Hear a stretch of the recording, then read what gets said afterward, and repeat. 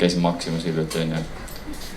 Ja ma ei tea nüüd, kas see võib-olla see üleminek eestikeelsele haridusele mõni tüüp ei saanud aru, onju. Sest minu ees oli eesti mees ja ta nõudis eestikeelset klienditeenindust. Maximas. Nagu Maxima tädi vaatas seda, što? Ma olin ka segadus, kurat, kas ma olen vales poes ja... Siis vaatasin, ei, meestel on käekotid, naistel on vuntsid, ma olen Maximas. Aga tüüp raiub edasi, räägi eesti keeles.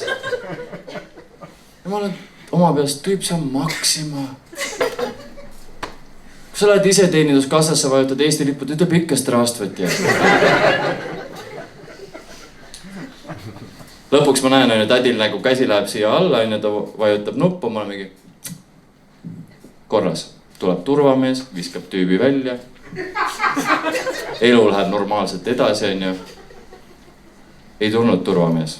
Tuli teine Maxima tädi, kes rääkis eesti keelt. Sest vaata Maximas, neil pole paanikanupp, neil on jaanikanupp. Aga see oli minu aeg, aitäh ja ilusat õhtu.